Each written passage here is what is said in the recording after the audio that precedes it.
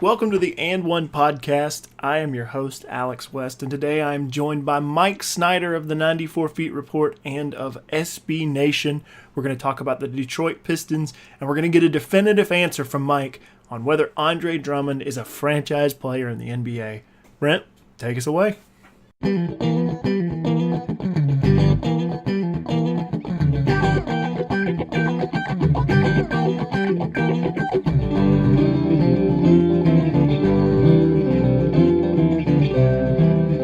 So I'm joined today by my guest, Mike Snyder. Mike, how are you, sir? Good. Yourself? I'm doing very well, thank you. Tell us a little bit about yourself, who you are, what you do. Yeah, those are, I guess, fair questions. So as you know, I'm a newer contributor to the 94 Feet Report. Obviously, it's a newer site in general, but I think I was in that second wave of contributors, so I hopped on that. Hopefully Eric keeps me around for a little bit. It's a lot of fun. It gives me a chance to kind of talk about other things than Pistons, which is always good because, trying to crowbar an opinion about the Timberwolves, about the Pistons defense is kind of awkward. So I appreciate. Other than that, I contribute at SBNation for the Pistons site. I started there 2 years ago, so this will be my third year doing that. Nothing but good things to say about them, and that's where I'm at right now. Awesome. Well, we're glad to have you, and we are going to talk a little Pistons today. You're not going to have to break out your Minnesota Timberwolves opinions just yet. Maybe one day, I will. but not today.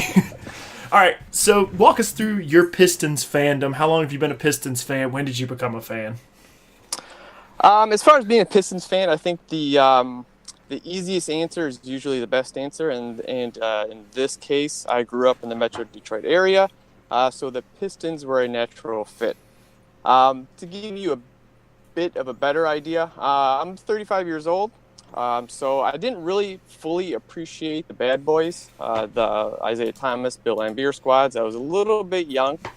As far as the going to work crew, the Chauncey Billups, Ben Wallace, that whole era, that was in my early 20s. And to be honest, I was a little bit more concerned with everything else attached to the game. As far as where we're going to watch it, who's going, is Sally coming? Because I really like her. So I really didn't appreciate those teams in the moment, which is something I regret. But moving forward, as we got older, my friends kind of did the normal thing and started families and stuff like that, which is great. I chose the road less traveled. I kind of dove face first into the Pistons, and who doesn't want to spend all their free time on a sub 500 team? Hey, listen, I want to spend all my free time talking about the NBA in whatever capacity, so I'm right there with you. Those Pistons teams, those mid-2000s Pistons teams, the Ben Wallace, Chauncey Billups, Rip Hamilton, Tayshaun Prince, Rasheed Wallace, that team, now I'm a Celtics fan, and I'm a very adamant Celtics fan, but I have to tell you, that was during my formative years of NBA fandom, and that was a fun team to watch. Just those guys came to work, they packed a lunch, and that was awesome to watch. Not one of those guys will have to buy a drink the rest of their lives in the Detroit area. I believe that. They are so beloved here. It is unbelievable, and for right reasons too. They personify the city of Detroit to the T. That hardworking, blue collar.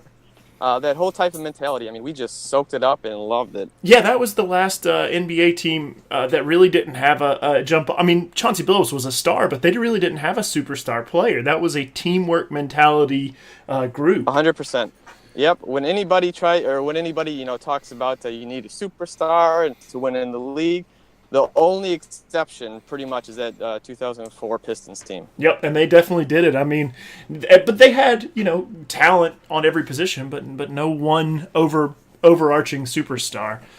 All right, so let's talk about the current Pistons team, and let's start. Yep. It's been a couple of years. Stan Van Gundy finished his third season. He's 113 and 133 as a head coach.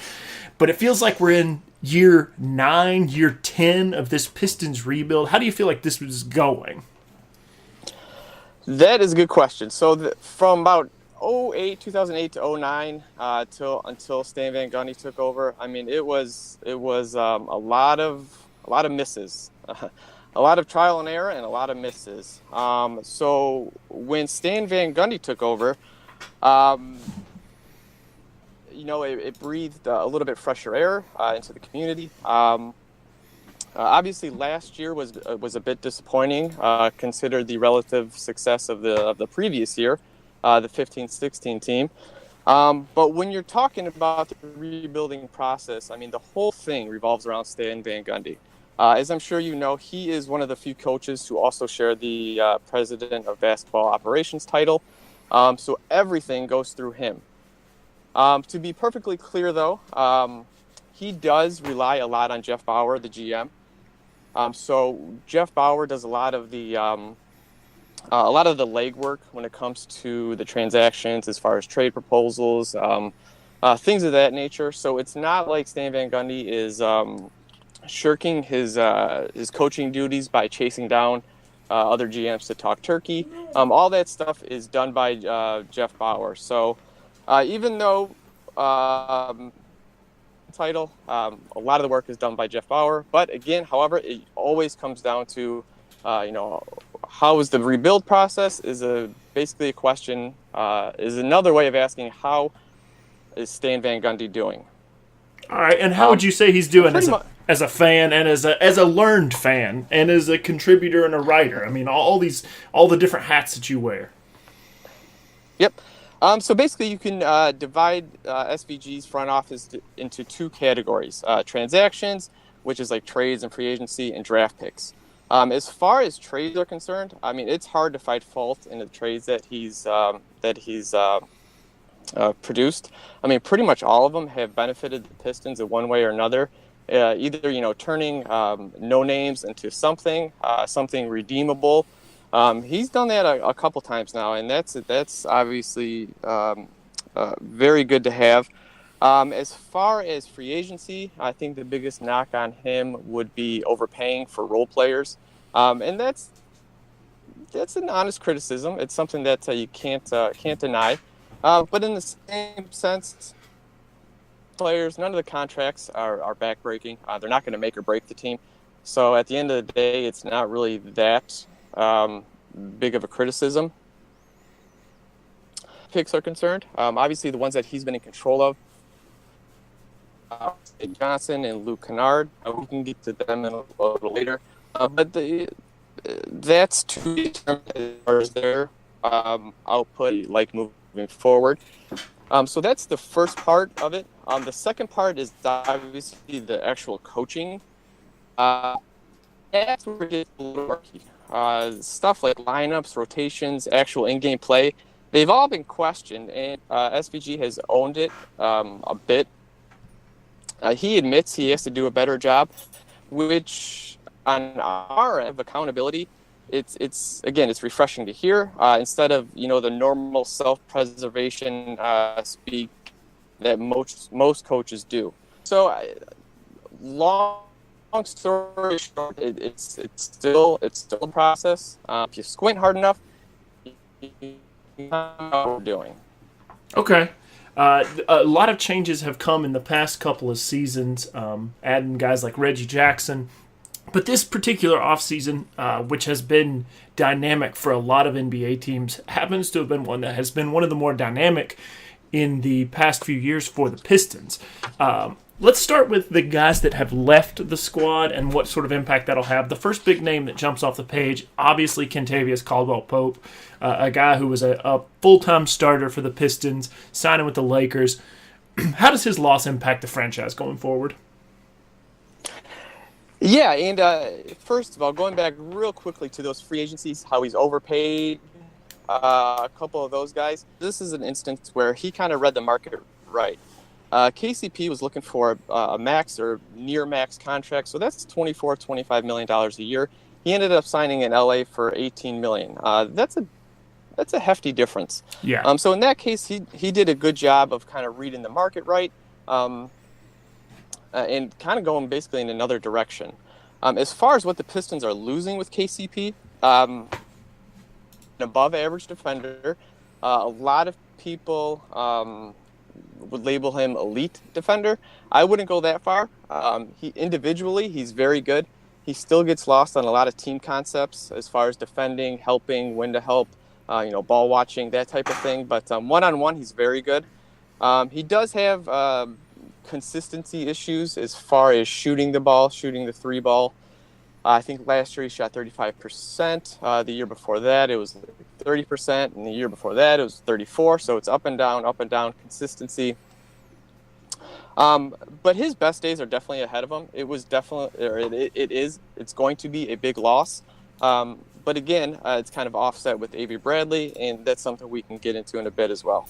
Yeah, I mean, Pope only, at 24, 25 years old, if that. I mean, he's a young kid, a lot of growth to go, and playing with the Lakers is going to get a lot more opportunities.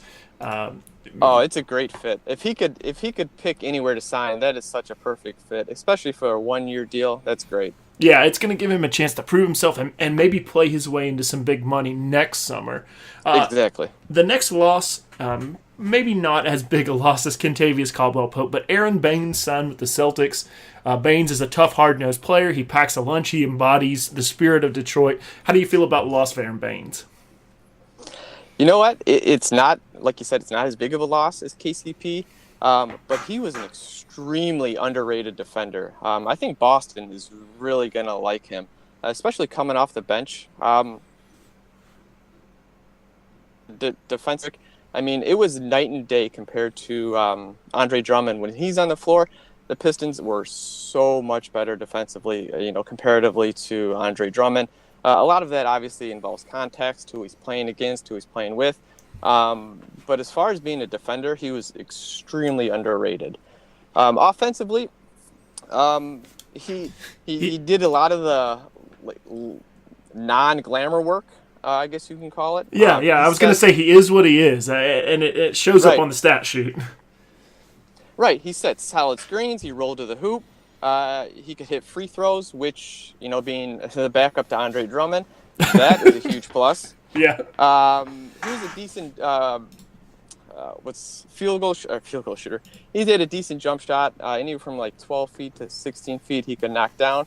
I mean, he was a really solid player. He definitely grew on Detroit. Okay. I mean, certainly, as a Celtics fan, was not sad to see signing Aaron Baines, particularly at that money. I mean, he's going to be the guy that... Yeah, thank you. I'm very excited. He's low-key one of my favorite signings that we made this offseason. And then the other one, who also ended up a Celtic, Marcus Morris. Morris was a 14-point-a-game scorer last year, so it's going to be hard to replace that kind of guy. It really is. And again, he's one of those guys that if he's on your team, obviously you like him.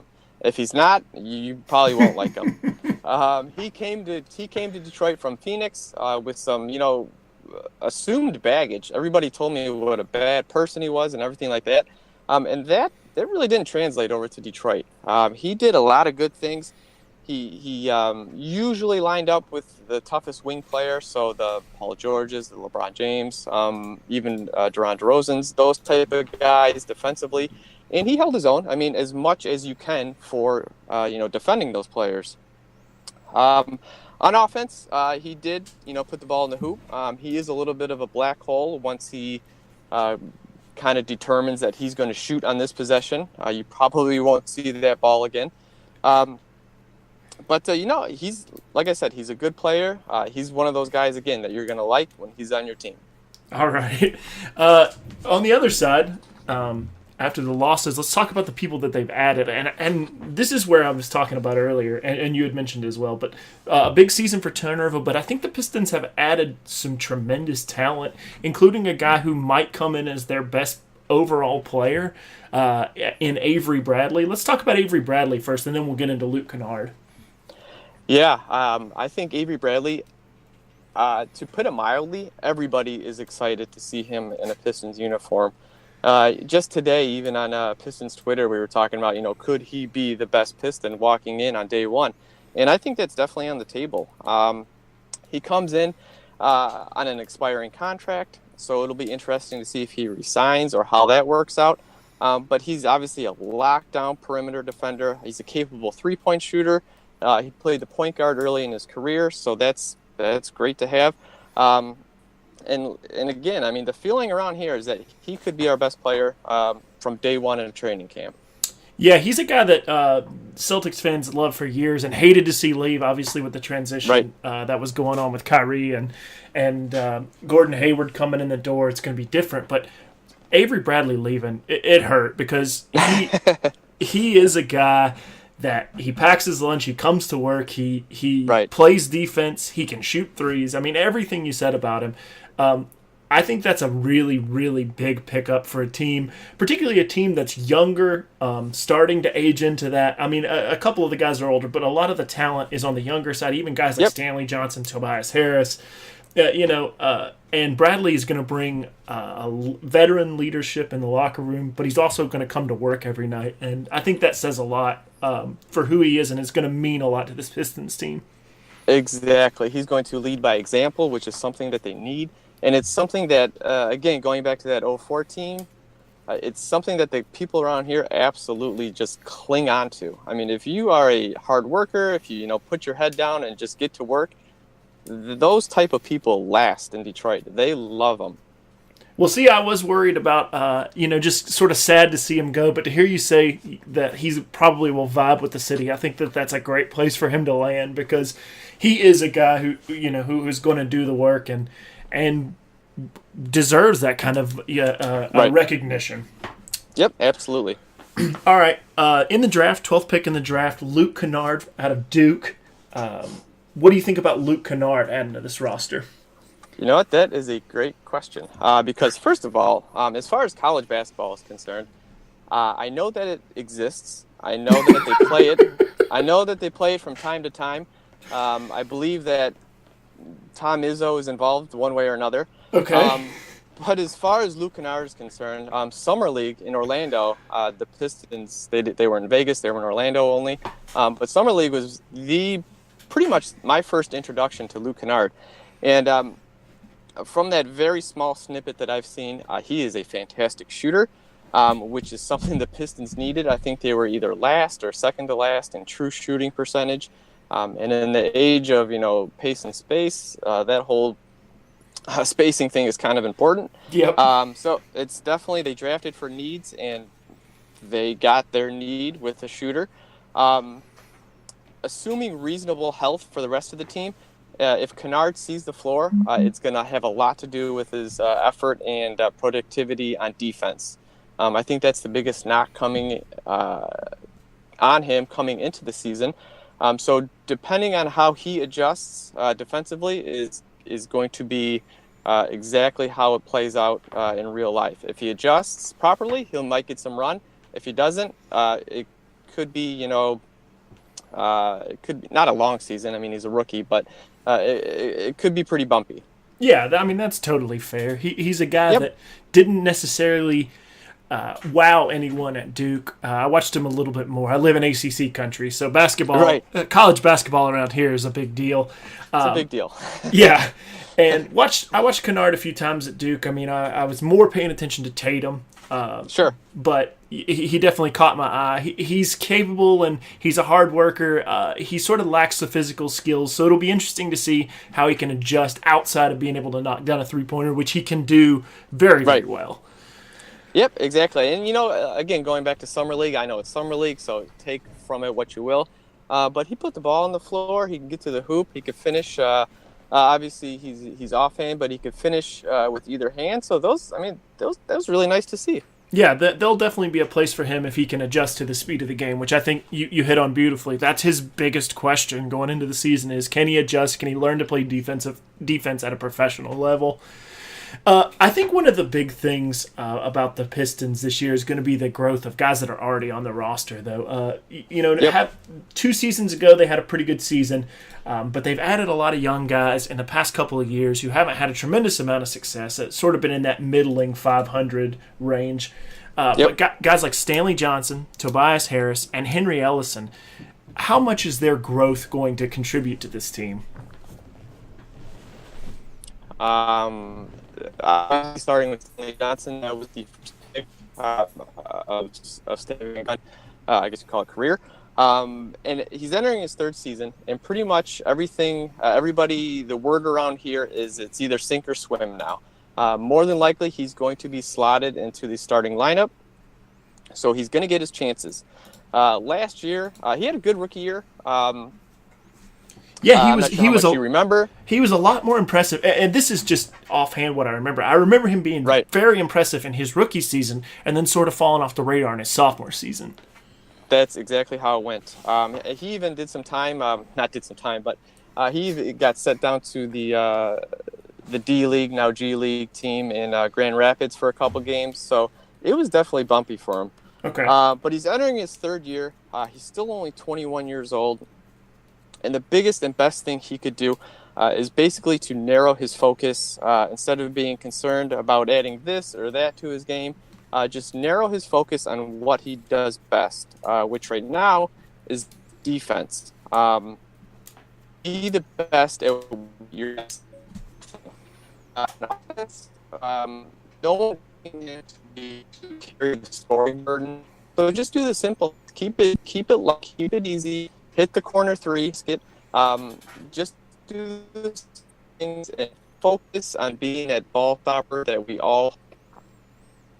Yeah, I think that if he can do those things, it'll be a big jump for him. I mean, I remember the first year, his rookie season, they played Cleveland in the playoffs, right? Am I correct in that?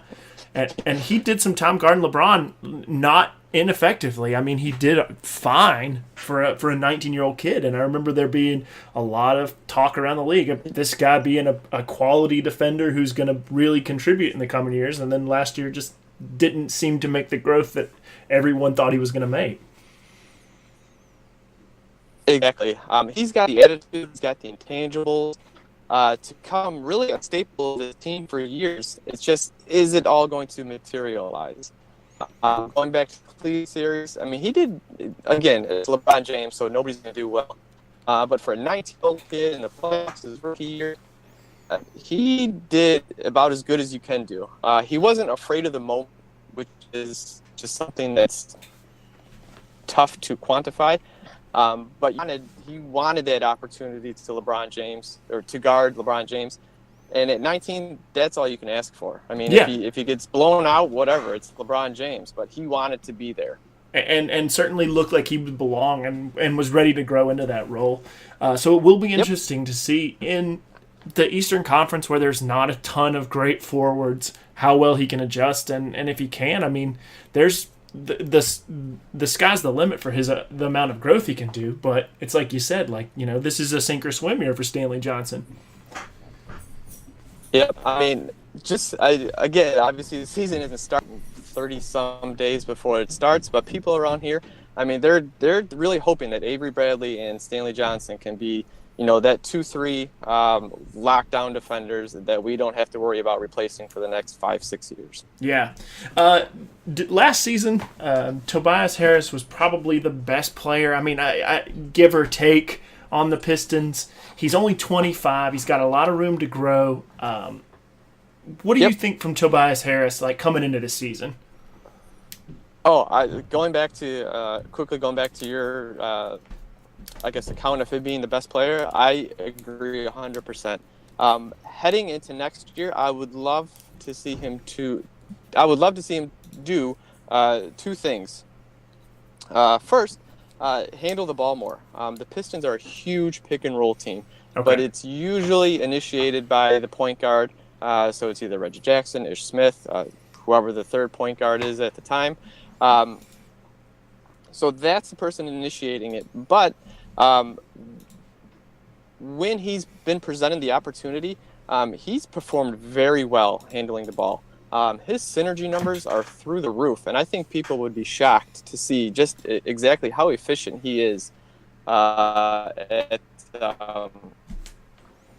putting the ball through the basket. I mean, any way you can think of, he can. So I'd like to see him handle the ball more, and kind of piggybacking off that, I would like to see him create more and be a little bit more of a playmaker. He averaged, I think, some very low number, like 1.8 assists last year, which is a complete disservice to his skill set. Yeah, 1.7 was his number last year. Yeah.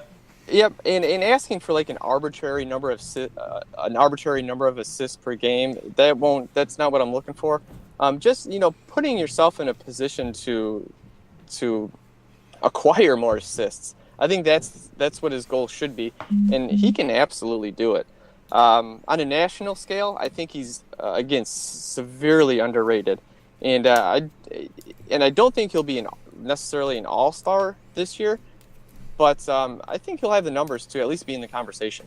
This will be only his second full season in Detroit. Played his first few seasons in Orlando and a little bit in Milwaukee early on. But he hasn't really asserted himself. I mean, despite the claim that he's the best player, he hasn't really asserted himself into he plays either forward role. He does a lot of things, but he hasn't really blown the pages off in doing one thing particularly well.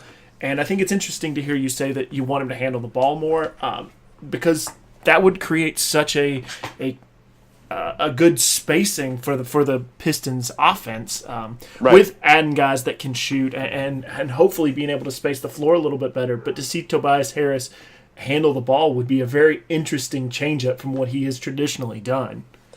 Yeah, and again, in the I guess in the small sample size, comparatively speaking to how much Reggie handles the ball, how much Ish Smith handled the ball, he did very well. So it only would make more sense to see what kind of load he can handle. Yeah, and I think that with Marcus Morris and Kentavious Caldwell-Pope being gone, it's going to open up more opportunities for both Stanley Johnson and Tobias Harris playing those forward roles and give it a little bit more of a traditional outlook in terms of basketball. Agreed. All right, the last guy, a little bit of an unknown, unless you're really paying attention. Give us the breakdown on Henry Ellison, a guy that I was really, really impressed with in Orlando Summer League. Yeah, he's in a little bit different boat than Stanley Johnson, just because there aren't those expectations. It's not a sink or swim year by any means for Ellison. He's probably a natural 4 who could play some small ball 5. I mean, he's not a rim protector by any means. But as far as this year is concerned, the front court's probably a little bit too loaded for him to see any kind of meaningful or consistent minutes in the rotation.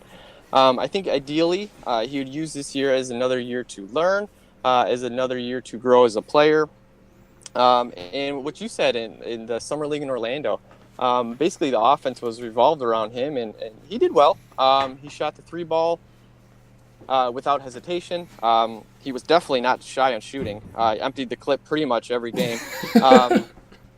But again, moving forward, a lot of it, just like Luke Kennard, is going to be dependent on his ability to play defense and play defense well. Yeah, that's totally fair, because that's one of the few times that I've seen him. I mean, Orlando was my first big eye-opening experience on Henry Ellison. Right. But I've heard that that's the knock, is he's got to play defense at a professional level. But he certainly had a skill set that was impressive in a small sample size, admittedly. Yeah, and again, I mean, it feels so awkward for me saying this. I mean, he's 20 years old. I mean, he's got a lot of time and room and everything to develop. So it's exciting. I mean, if he could turn into something that would,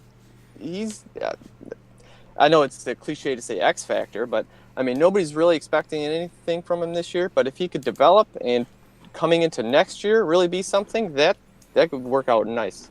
Yeah, that would be very interesting for a team that is probably not quite a finished product, but is certainly starting to shape up in such a way that you can see the light at the end of the tunnel in terms of being competitive in the Eastern Conference. It would be very nice for Henry Ellison to grow into a quality contributor, even in the 17, 18, 20 minutes a game level. Yeah, oh, absolutely. Absolutely. All right, so last season, Reggie Jackson, Andre Drummond, Pistons fans had a lot of opinions about these two guys. Let's talk about Reggie first.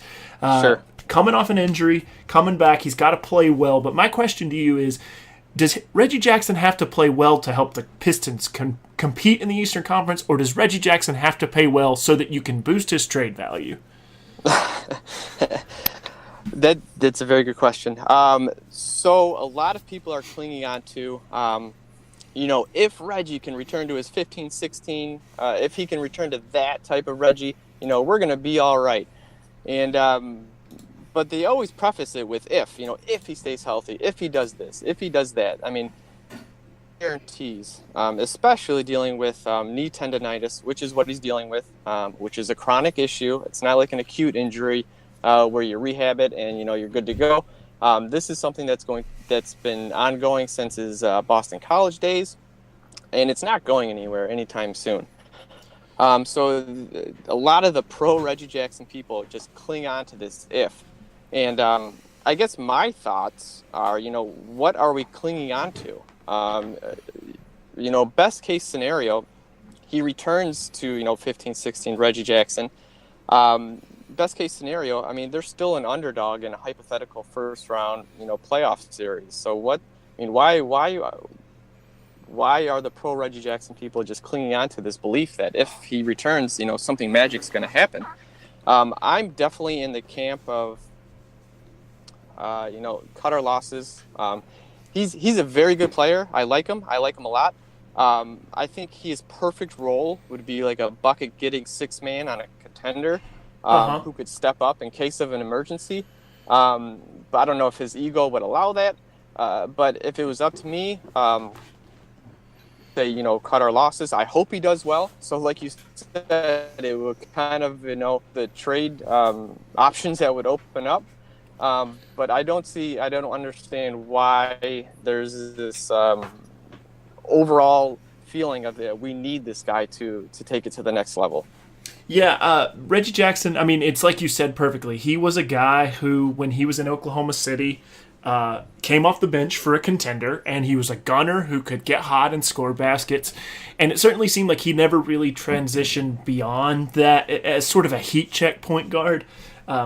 Right. And now at 27, probably still has 2 or 3 good years left in terms of his prime. But with the Pistons being a little bit younger and maybe moving towards a little bit more of a defensive-minded team, I tend to agree with you that Reggie Jackson is probably an expendable asset at this point. And, the point guard position is loaded. I mean, there are many good point guards out there. I mean, I don't understand why, I just don't understand that thinking. And another point, I don't want to say knock, because he's a good player. I don't want to, paint the picture that I think he's horrible or anything. But he does, he also suffers from asthma, which directly affects his conditioning. Okay, there are times where he has to be pulled. He's calling to be pulled within 2-3 minutes of the game starting or of the quarter going. I mean, he is directly affected by asthma. So now you have this, I don't want to say aging. He's still, relatively young, 27, 28, on one knee, who has trouble staying in the games because of conditioning. It's like, you took a swing on him. You hope that he could, turn the corner. He played well his first full year. I just don't see why they would continue to, put all the eggs into the Reggie Jackson point guard basket. Yeah, my only concern about it, and I mean, you can speak to this a little bit better than I can, but looking at the roster, I don't see a guy on the roster who can fill his role. I mean, Avery Bradley certainly can handle the ball. And you said you wanted Tobias Harris to fill it, but there's not really a traditional point guard. I mean, Ish Smith is there, and Ish Smith can play it, but Ish Smith is a veteran journeyman who you're not looking to build around. There's not a piece on the roster, to me, that looks like it's the future of the point guard position for the Detroit Pistons. Exactly, and it's not. There isn't really, so try to get that point guard of the future on the roster. Again, though, like you said, like you alluded to, Ish Smith did perform well. I think Reggie Jackson missed the first 21 games or so last year. The Pistons were 11-10 during his absence, led by Ish Smith, a journeyman who was on a new team, still trying to get acquainted with everybody. So he did a good job. But as soon as Reggie came back, I mean, the team just went south. And again, there has to be some sort of plan here. Best case scenario, we're still not a very good team with Reggie at his ceiling. So I don't understand why they don't go in another direction. And, picked up Langston Galloway, who was another signing for the Pistons in the offseason. Maybe Galloway can fill that role. He's only 25. He's a little bit younger. He's certainly shown some flashes playing defensively, particularly last season playing with the Pelicans and the Kings. He could be an interesting fit there if they decide to go for this defense-oriented system. So maybe Galloway, but it certainly seems like you're right. They're going to have to maybe go for an Mr. or Mrs. outside hire to fill that point guard position. You know what I mean? No, I'm with you there. And then let's flip over and talk about the other mercurial Piston that I know certainly polarizes Pistons fans. Let's talk about Andre Drummond. And I'm just going to let you have the floor. Walk me through Andre Drummond, the player. So everyone in Piston Nation, all 100 of us, how many of there are fans actually are out there, we all have a distinct opinion on Andre Drummond. Okay. And to give you a little bit of context here, when he was eligible to sign the extension, there isn't a team in the NBA who would not sign this extension for Andre Drummond. So if anybody says they wouldn't have at that very time, they're lying, and you should hang up the phone on them. Okay. So with that said, a lot of the reason nobody would, or I should say everybody would re-sign him is because of the word potential. He's potentially this defensive stopper. He's potentially this undeniable force on offense. All this potential. But last year was definitely, he did regress, not only statistically, but overall impact as well. So now it's like, well, has he kind of plateaued? Is he going to be this 13-13 guy for the rest of his career? Which, if that's the case, it's not the end of the world. Even with a hefty price tag, I mean, he's a bouncy, gifted rebounder who can put up a double-double in his sleep. I mean, there's room for guys like that on any team. Yeah. But if he has plateaued, the only way it's going to work in Detroit is he would need to concentrate basically on two things, and that is continue to rebound well and rim run, and that's literally it.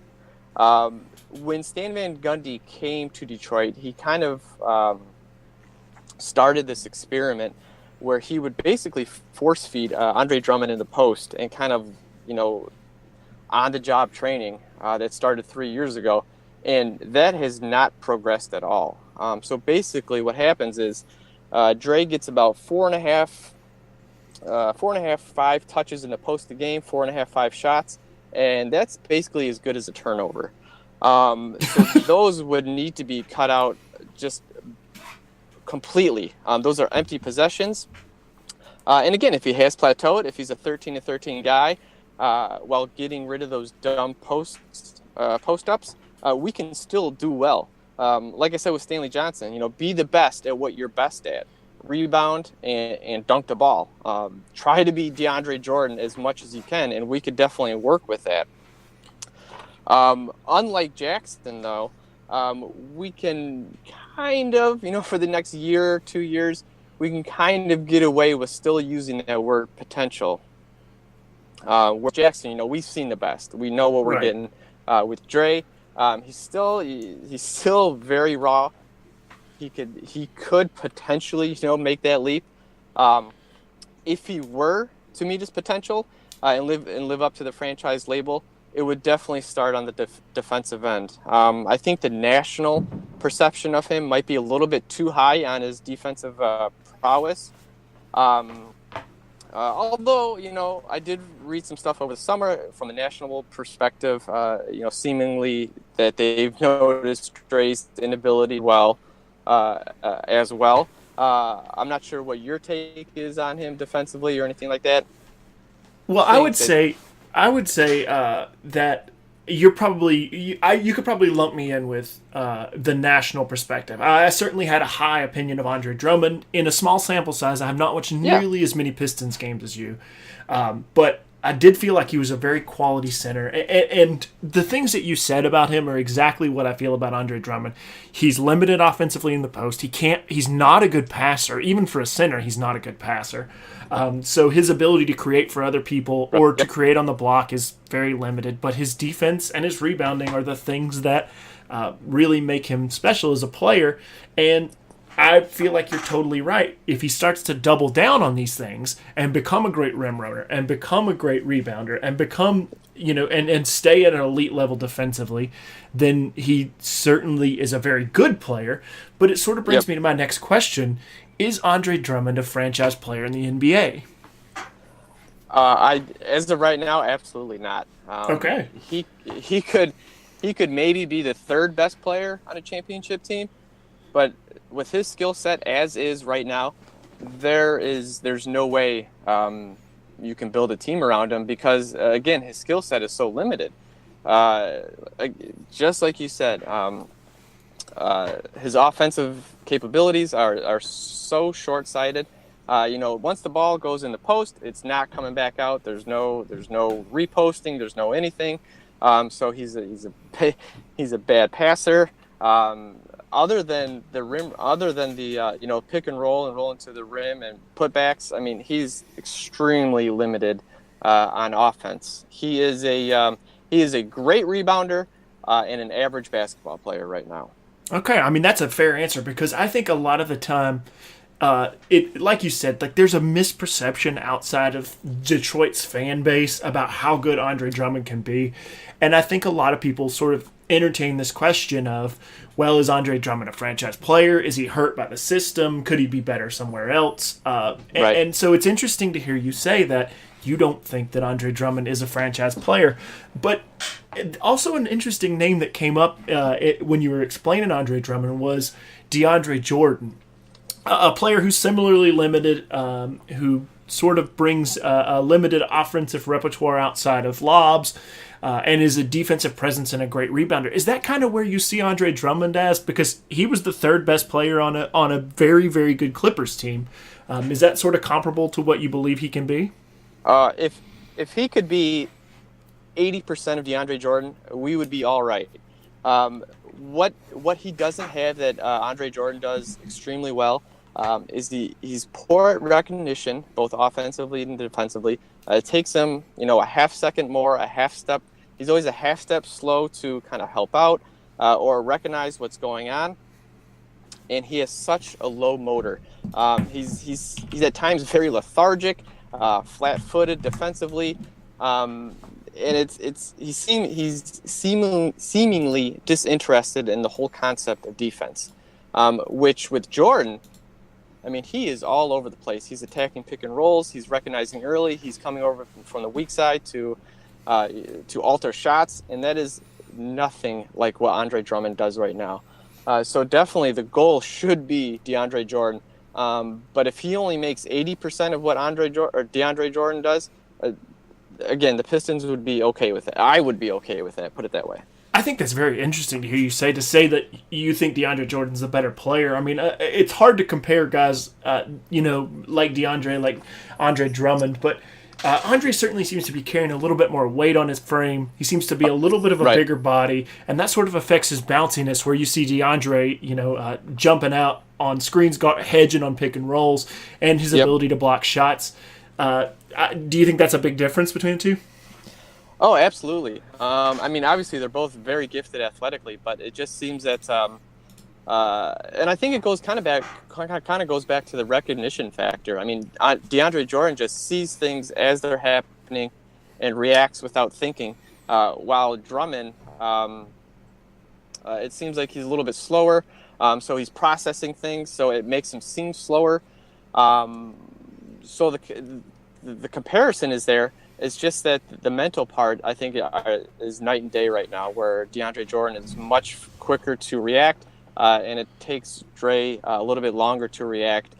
So I don't think he can use his athletic abilities to the best of his ability.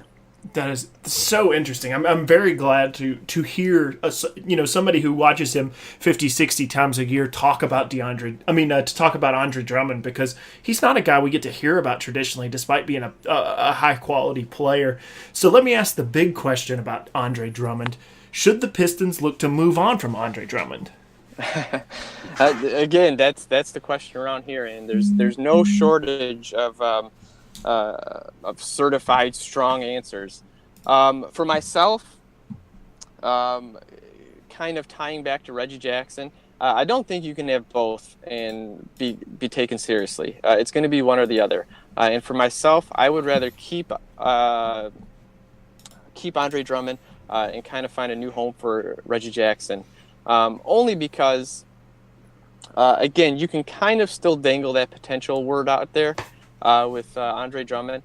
I mean, if he could live up to what we think he can be, he does move into that franchise, player status.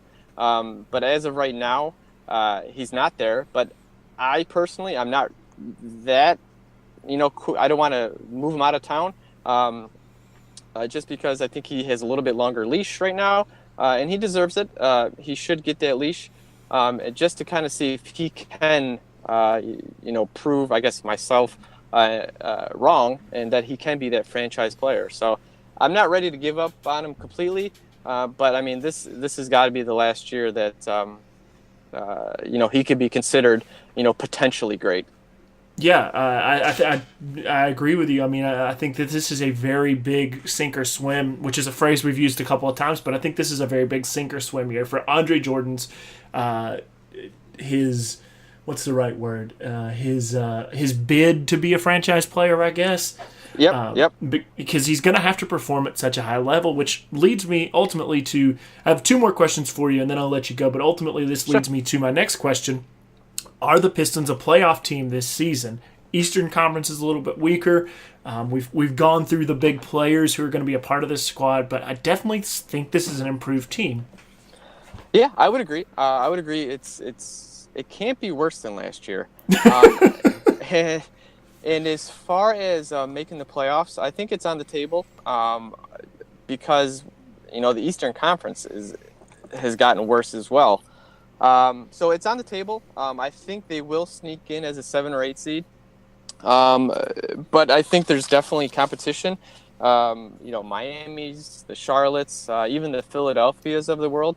Those aren't going to be pushovers for the Pistons. They definitely have to come to play those games. And if Stan Van Gundy can get these guys to, control what they can control, the future is brighter for this core group of Pistons, because as of right now, they just seem too lackadaisical, too not where they should be, as according to what their talent has. But it's there. It's on paper. It's there. It's whether they can put it together. Again, I think they will this year. That doesn't necessarily make them better than they were last year, but with the weaker Eastern Conference, I think they kind of capitalize on that. Yeah, the last season 37 and 45. This season the over/under's 38.5, which would be about a 2-game improvement. Do you think that 38.5 is a pretty fair number for what the Pistons are shooting for this year? Absolutely, I think that's the perfect number. I think anywhere around that sub 40, 38, 39. 40, 41. I think that's probably going to be their target area of where they'll finish. As far as over/under, I think they barely make it over. A 500 record, that 41 and 41 or 42 and 42 type record. Okay, well there you go. I mean that's what you can shoot for as you start to improve. I mean, granted it's been a step back from 2 seasons ago with the 44 win season. But it would certainly be nice for basketball, and I know for the Detroit area, who does love the Pistons, to see the Pistons back in the playoffs. Absolutely, it's been, I'm not gonna lie, it's been a rough 7 or 8 years here Pistons wise. I mean, you have to beg people to go to games, and it's a tough sell. That is sad because I mean, like we talked about earlier in the show, how big Detroit basketball was, both in the late '80s and early '90s, and then again in the mid 2000s. That it's been such a big part of the culture. Absolutely. I mean, there was a streak there where it was like I forgot the exact seasons, but 5, 6, 7 seasons in a row where during that '04 era where it was sellout after sellout. So they had like 300 or some consecutive sellouts. And I think last year I probably went to, 10 games-ish, and I don't think I ever saw the Palace over half full.